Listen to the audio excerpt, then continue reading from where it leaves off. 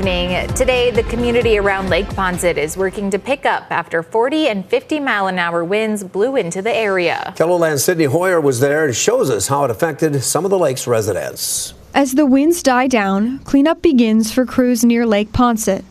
Around the lake, the aftermath of Thursday's windstorm is hard to miss. The water came up, and kind of got some people off guard, and stuff just started happening, and losing some panels off some docks it was just minor stuff like that. But the following morning, some of that damage wasn't so minor.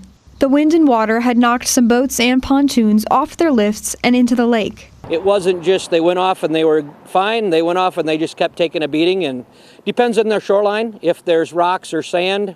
In Jack Tolk's case, his pontoon fell onto a rocky shore. Today, a crew helped him remove his dock from the water so they could try and save the pontoon before it was too late. Tolk has had a house on Lake Poinsett since the 1990s. Although there have been many storms, he says he's never had damage quite like this.